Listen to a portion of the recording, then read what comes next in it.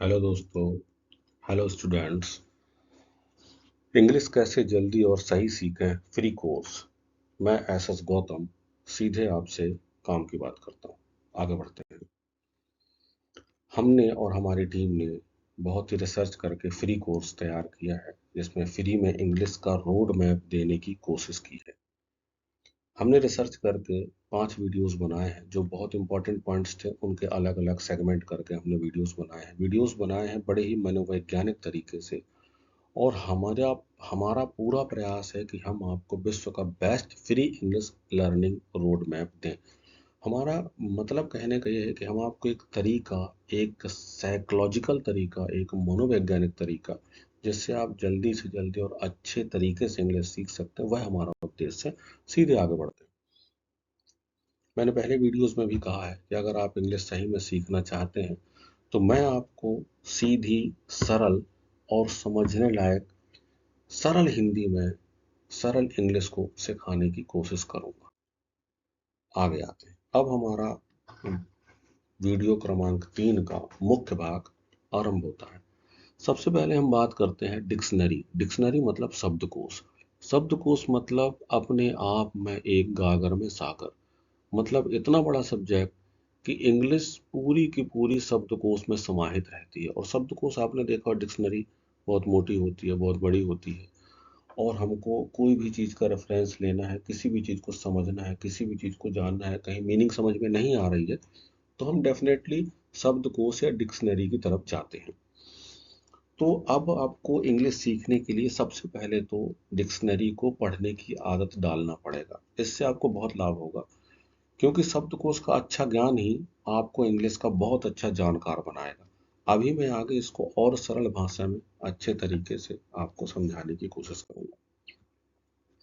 Dictionary पढ़ने का सही तरीका।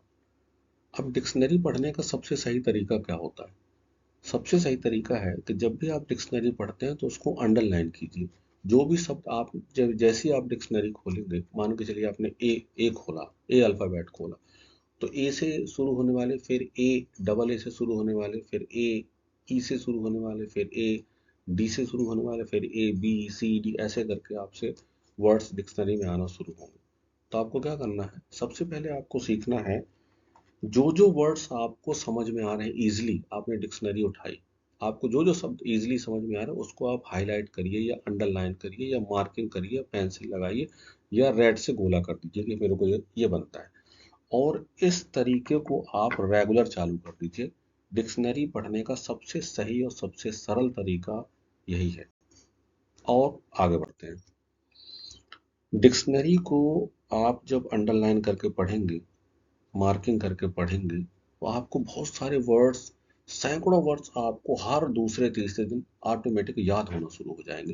क्योंकि आप जब डिक्शनरी पढ़ेंगे तो आपके दिमाग को एक आदत पड़ जाएगी अपने द्वारा याद किए हुए शब्दों को जल्दी पहचानने की। तो अब आप आगे क्या करेंगे? डिक्शनरी को लिखने की आदत डालिए। जो वर्ड्स आपसे बनते हैं, जो वर्ड्स आपको समझ में आने लगे हैं, अब आप उनको लिखने की आदत डालिए। प्रतिदिन 2-3 पेज लिखिए। और आप देखिए कि जो इंग्लिश का बहुत बड़ा फोबिया हमारे समाज में बना दिया गया है कि इंग्लिश बहुत बड़ी चीज़ है, इंग्लिश ऐसा वैसा, आप देखेंगे इंग्लिश का जो भय है वो आपके अंदर से धीरे धीरे खत्म होने लगेगा। आप इसको एक बार करके देखिए, आपको खुद ब खुद अंतर समझ में आएगा। अब समय है ग्रामर को समझने का। अब देखिए, मैंने पिछले वीडियोस में कहा था कि ग्रामर से दूर रहें, क्योंकि वो समय था ग्रामर से दूर रहने का। पर आप हमेशा ग्रामर से दूर रह करके अच्छी और सही इंग्लिश का निर्माण कभी नहीं कर सकते। तो अब हमको ग्रामर को सही तरीके से समझने का समय आ चुका है। इसलिए कृपया गंभीरता से और सही तरीके से जो मैं आपको आगे एक्सप्लेन कर रहा हूँ, सरलता से। मेरा उद्देश्य है किसी भी चीज़ को, कितनी भी कठिन से कठिन चीज़, उसको सरल तरीके से आपके सामने पेश करूँ, ताकि आप उसको सरलता से आत्मसात कर सकें। ये स्थिति नहीं होनी चाहिए कि मैंने आपको कोई चीज़ बताई और आपको वह कठिन लगने लगे। नहीं, मेरा उद्देश्य है कि मैं अगर कोई चीज़ आपको बता रहा हूँ या कोई चीज़ आपको समझा रहा हूँ, तो मुझे विगत 28 वर्षों का अनुभव प्राप्त है। मैं ये चाहता हूँ कि आपको वो चीज़ बहुत ही सरल लगने लगे, तब तो मेरे समझाने का मतलब है। तो चलिए मुद्दे पर आते हैं। अब समय है ग्रामर को समझने का। तो ग्रामर को समझने का इंग्लिश में वर्ड है सेंटेंस स्ट्रक्चर, जिसको हम हिंदी में बोलते हैं वाक्य संरचना, पार्ट्स ऑफ स्पीच। मतलब आप जो एक वाक्य बनाते हैं या वाक्यों की श्रृंखला बनाते हैं उसके जो भाग होते हैं वो। और इंग्लिश में वर्ड आता है नाउन। अब देखिए हमारा सेंटेंस स्ट्रक्चर मैं आपको आगे समझा दूंगा, पार्ट्स ऑफ स्पीच भी आगे समझा दूंगा। पहले मैं समझाता हूँ नाउन। आपने नाउन की परिभाषा पढ़ी होगी, name of a person, place, thing और idea. Example Rahul, Mumbai, book, happiness. अब आप ये देखिए, ये नाउन है। नाउन से आप सीधे सीधे समझिए, अपने आप को आप रिलेट करिए इससे, कि जैसे मेरा नाम है, मैं इस शहर में रहता हूँ, मुझे ये चीज़ पसंद है। तो आप नाउन को समझ जाएंगे कि ये नाउन है।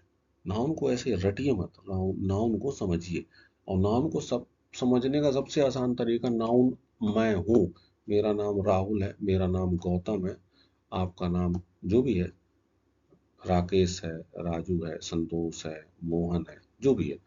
तो आप अपने आप को रिलेट करिए कि आपका नाम नाउन है। आप देखिए, मैंने बहुत सरल तरीके से आपको बताया, आपका नाम नाउन है। आपको याद हो गया, अब दोबारा आपको कभी नहीं भूलेगा, मैंने आपको याद करा दिया। अब आगे बढ़ते हैं। प्रोनाउन। अब प्रोनाउन क्या है? Replace nouns. प्रोनाउंस जो होते हैं वो नाउन को रिप्लेस कर देते हैं। जैसे मैंने आपको पहले समझाया कि आपका नाम नाउन है, राहुल आपका नाम है। अब राहुल को और क्या बोल सकते हैं? ही, मतलब वह राहुल है, ही इज राहुल। तो जो ही आ गया ना, उसने नाउन मतलब राहुल को रिप्लेस कर दिया। आपने राहुल की जगह क्या लिया? जैसे मैं बोलूंगा राहुल, वह राहुल है, ठीक है ना, ही इज राहुल, ठीक है ना। अब वहां राहुल खड़ा है, देयर इज राहुल। तो we will talk about pronoun. का मैटर है कि जो नाउन को रिप्लेस कर देता है वह प्रोनाउन है। तो राहुल को किसने रिप्लेस कर दिया? ही ने, तो वह प्रोनाउन हो गया। तो आपको कैसे याद रखना है? आपको याद ऐसे रखना है कि राहुल इज नाउन, और प्रोनाउन जो है जिसने राहुल को रिप्लेस किया, तो किसने रिप्लेस किया राहुल को? ही। तो ही क्या हो गया? ही हो गया प्रोनाउन। नेक्स्ट आते हैं वर्ब्स। सो एक्शन और स्टेट ऑफ बीइंग। अब डेफिनेटली वर्ब का मतलब है हिंदी में क्रिया। क्रिया का अर्थ होता है जिसमें एक्शन है, जिसमें किसी तरह का कोई भी मूवमेंट है। तो सो एक्शन मतलब जिसमें कुछ ना कुछ एक्शन है, तो वो वर्ब है। Run, eat, is, are. Run यानी कोई चीज रन है, दौड़ रही है, कोई चीज ईट है, खा रहा है। तो इस तरह से उसमें एक एक्शन का भाव आता है, तो वो वर्ब है। इसको मैं आगे और अच्छे से आपको समझाने की कोशिश करता हूँ। एडजेक्टिव। अब ये डिस्क्राइब नाउन्स, ये नाउन को डिस्क्राइब करती है। जैसे राहुल, रचना। अब इसमें क्या है? डिस्क्राइब मतलब ब्यूटीफुल, रचना इज ब्यूटीफुल, रचना सुंदर है। तो ये एडजेक्टिव हो गया। रचना क्या हो गई? नाउन हो गई। और एडजेक्टिव क्या हो गया? ब्यूटीफुल। आप इसको मैं आगे और अच्छे तरीके से समझाता हूँ। एडवर्ब। डिस्क्राइब वर्ब्स, एडजेक्टिव्स और other adverbs. Example quickly, very, silently. अब इसमें सीधे सीधे आप समझिए कि जो एडवर्ब है वह वर्ब को, एडजेक्टिव्स को डिस्क्राइब करता है। करेक्ट। इसको आगे अच्छे से समझेंगे। एक एग्जाम्पल मैं आपको समझाऊंगा, उस एग्जाम्पल से आपको जितनी भी ग्रामर की कॉम्प्लिकेशंस हैं बहुत ही सरल तरीके से दूर होंगी। अब ये देखिए वो समय है जो मैं अभी आपको बता रहा था कि नाउन क्या है, प्रोनाउन क्या है, एडजेक्टिव क्या है, एडवर्ब क्या है। अब आपको हमेशा का ये दिक्कत थी लोगों को कि सर हमको ये समझ में नहीं आता। मैंने बहुत रिसर्च किया, कि मैं बोला बहुत बड़े बड़े तरीके से समझाऊंगा तो आपको समझ में नहीं आएगा। तो मैंने उसको बहुत ही रिसर्च करके, बहुत ही डिस्कस करके बड़ा सिंपल बना दिया। इतना सिंपल कि आपको उसमें मजे आने लगेगा। तो please see the magic of grammar. Grammar का जादू देखिए। इसमें आपके आधे से ज्यादा ग्रामर यहीं समाप्त हो जाएगी। समाप्त हो जाएगी मतलब ये नहीं कि आपको पढ़ना नहीं है, आपको पढ़ना है, पर आपका कॉन्सेप्ट हमेशा के लिए क्लियर कर दूंगा। बस इसको आपको याद रखना है। कहीं ये जो मैंने लिखा, वो जो आप देख रहे हैं, इसको लिखिए, और इसको लिख करके कहीं आप अपने पेस्ट कर लीजिए, या अपने किताब में, टेबल में, कमरे में, जहां भी आप चाहें इसको लिख लीजिए। अपन सीधे मुद्दे पर आकर इसको समझाने की कोशिश करता हूँ। Sentence structure. सेंटेंस स्ट्रक्चर का मतलब क्या? सेंटेंस स्ट्रक्चर का मतलब है, जब हम इंग्लिश बोलेंगे तो एक सेंटेंस बनाना पड़ेगा, उसका एक स्ट्रक्चर होगा। करेक्ट। तो वो स्ट्रक्चर को हम सेंटेंस स्ट्रक्चर बोलेंगे। करेक्ट। ठीक है, अब आगे आते हैं। पार्ट्स ऑफ स्पीच मतलब उसके पार्ट क्या क्या होंगे, किसी भी स्पीच के पार्ट्स क्या क्या हो सकते हैं, वो अपन आगे बात करते हैं। अब देखिए, मैं आपको बहुत ही सरल एग्जांपल बता रहा हूँ। Noun, pronoun, verb, adjective, adverb. अब नाउन क्या है, रचना है। प्रोनाउन क्या है, सी है। वर्ब क्या है, इज है। एडजेक्टिव क्या है, ब्यूटीफुल है। एडवर्ब क्या है, वेरी। अब इसको आप लिखिए अपने हिसाब से। रचना इज वेरी ब्यूटीफुल, करेक्ट। इसमें सारी चीजें आ गई, प्रोनाउन, वर्ब, एडजेक्टिव, एडवर्ब आ गए। अब अगर आप नाउन, अब आप देखिए, नाउन प्रोनाउन में से एक ही चीज आएगी। अगर आप ये लिखते कि रचना इज वेरी ब्यूटीफुल तो प्रोनाउन नहीं आएगा, लेकिन अगर आप ये बोलते कि सी इज वेरी ब्यूटीफुल तो नाउन को प्रोनाउन ने रिप्लेस कर दिया, तो सी इज वेरी ब्यूटीफुल। अब आप इसको बार बार पढ़ेंगे, आपको क्लियर समझ में आएगा कि नाउन क्या है, प्रोनाउन क्या है, वर्ब क्या है, एडजेक्टिव क्या है और एडवर्ब क्या है। बड़े ही सिंपल तरीके से, बड़े ही सरल तरीके से मैंने बताने की कोशिश की है, ताकि आपको ग्रामर का जो एक बहुत बड़ा फोबिया है वो दिमाग से आप हटा दीजिए। ग्रामर बहुत सरल है, बहुत इजी है, आपके सामने है जो मैं आपको बता रहा हूँ। आप बताइए, noun, pronoun, verb, adjective, adverb आपको नॉर्मल भाषा में पूछा जाएगा, आपसे नहीं बनेगा। लेकिन जो मैंने अभी आपको बताया कि नाउन ये है सर, प्रोनाउन ये है, वर्ब ये है, एडजेक्टिव ये है, एडवर्ब ये है, डेफिनेटली इसका थोड़ा थोड़ा आगे और आपको विस्तार करना पड़ेगा कि नाउन में और आते हैं, प्रोनाउन में ये आता है, वर्ब में ये और आता है, एडजेक्टिव में ये भी है, एडवर्ब में भी है। लेकिन आपको मैंने बेस क्लियर कर दिया, इससे आपको आगे के लिए ग्रामर को समझने में बहुत मदद मिलेगी। चलिए सर, आगे चलते हैं। अब छोटी छोटी बातें हैं ग्रामर की। प्रोपोजिशंस, सो रिलेशनशिप बिटवीन वर्ड्स, शब्दों के बीच में जो रिलेशन बनाते हैं, इन, ऑन, अंडर, ये बड़ी इंपॉर्टेंट चीजें हैं। इनको आप प्रैक्टिस करेंगे, पढ़ेंगे। कंजंक्शंस, कनेक्ट वर्ड्स, फ्रेसेस और सेंटेंसेस, जब कोई दो शब्दों के बीच में जोड़ा जाता है, जो ज्वाइंटर होता है, जिसको ज्वाइंट करते हैं ना अपन, उसको बोलते हैं जैसे एंड, आई एंड यू, तो एंड क्या हो गया, कंजंक्शंस हो गया है। I am going but you will not go, तो वो क्या हो गया, कंजंक्शन हो, दो सेंटेंसेस को जोड़ रहा है, आप उसको कंजंक्शन, मतलब ज्वाइंटर एक तरह का, तो ये हो गया कंजंक्शंस। अब इंटरजेक्शंस, अब इसमें एक्सप्रेस, एक्सप्रेस इमोशंस, जब हमारे इमोशंस बाहर आते हैं तो उसको हम क्या बोलते हैं, इंटरजेक्शंस। ठीक, ये ग्रामर नहीं है, ये ग्रामर का एक पार्ट है, जिसको आप सरल तरीके से आप समझिए अपने इमोशन एक्सप्रेशंस के लिए है। अब देखिए टेंस, टेंसेस हमको हमेशा पढ़ाए जाते हैं। टेंस तीन तरह के होते हैं, प्रेजेंट, पास्ट, फ्यूचर, वर्तमान, भूतकाल, भविष्यकाल।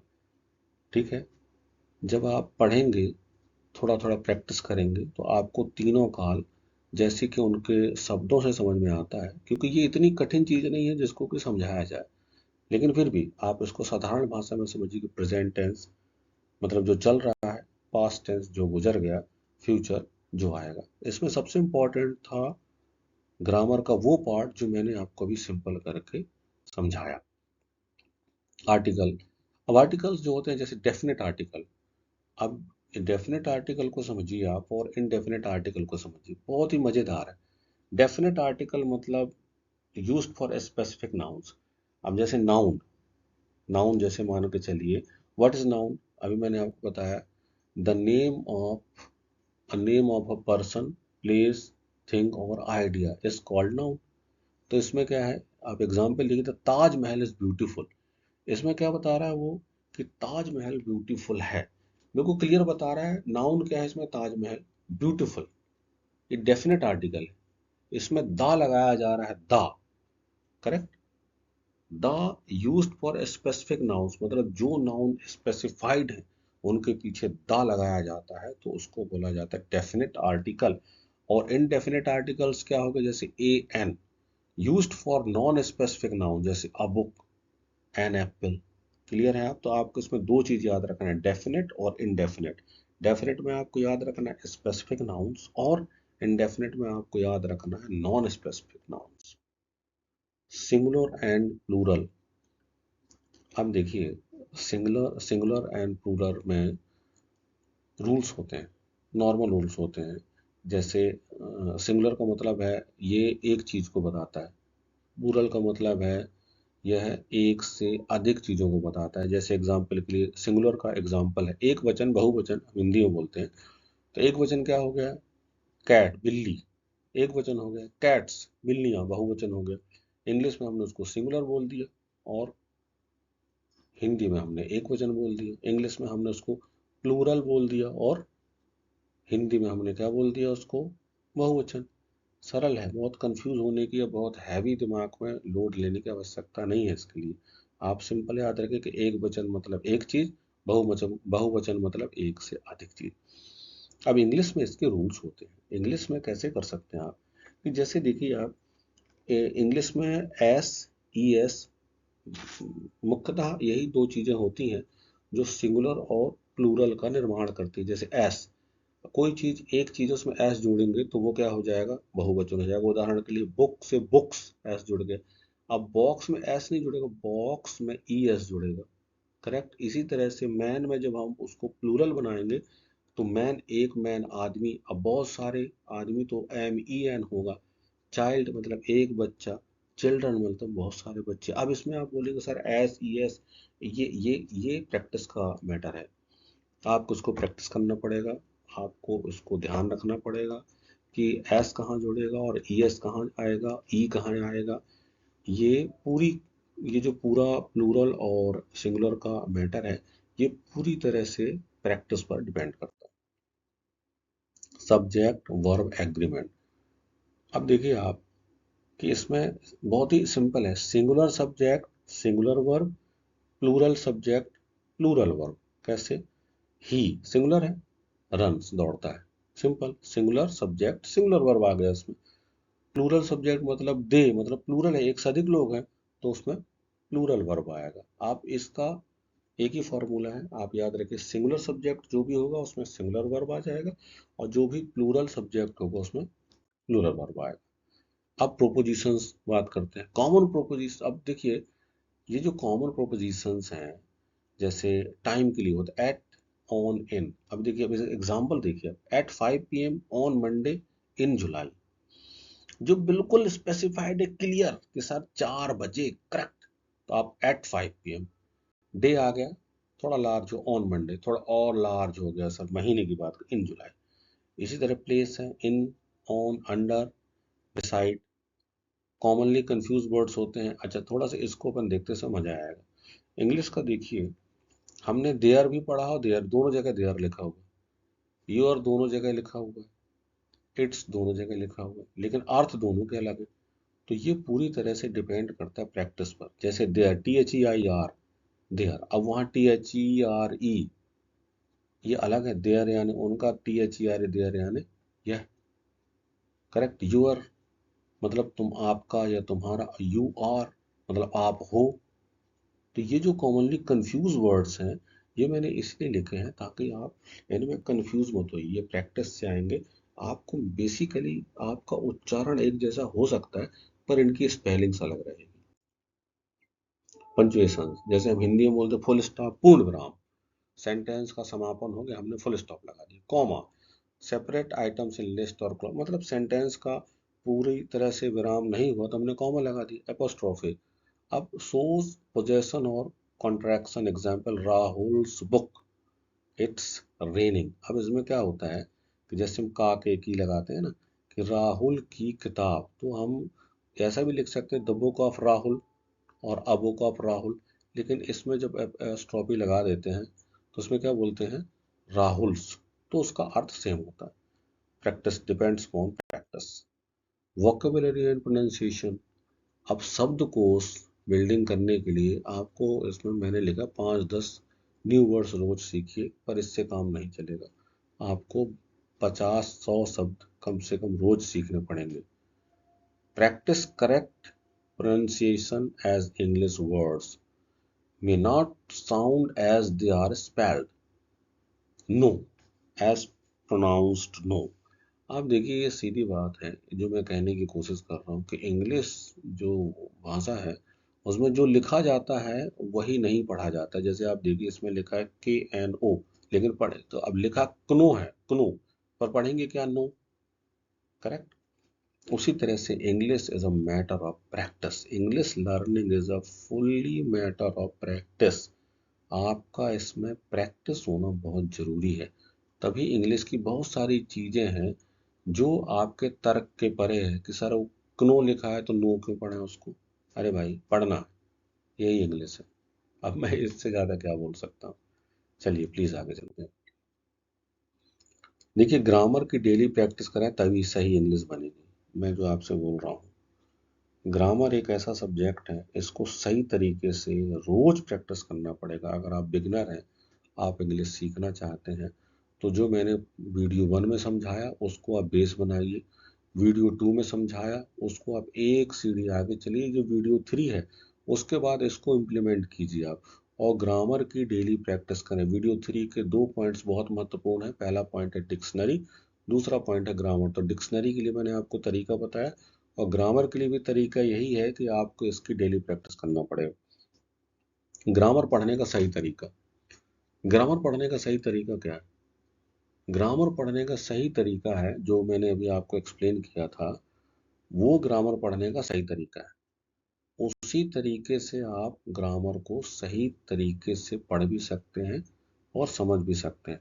सीखने का सबसे सरल तरीका ग्रामर का मैंने अभी आपको बताया था, कि जैसे noun, pronoun, verb, adjective, adverb. मैंने एक एग्जांपल दिया था पीछे, आप उस एग्जांपल को बार बार रिपीट करिए, आपको आधी ग्रामर बहुत इजीली समझ में आने लगेगी। उम्मीद है इस वीडियो से आपको कुछ लाभ हुआ होगा। जल्दी ही अगले वीडियो में कुछ अच्छा, कुछ नया बताने की कोशिश करूंगा।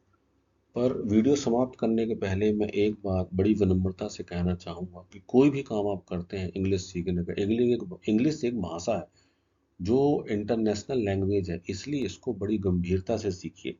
मैं इसके लिए आगे के बहुत अच्छे कुछ कोर्सेस फ्री लेके आऊँगा, और प्रैक्टिकल और अच्छा बना करके, ताकि आपको और सरल तरीके से मैं आपको समझा सकूँ। धन्यवाद। आपका जीवन सदा सुखी हो। Thank you, thank you, thank you very much.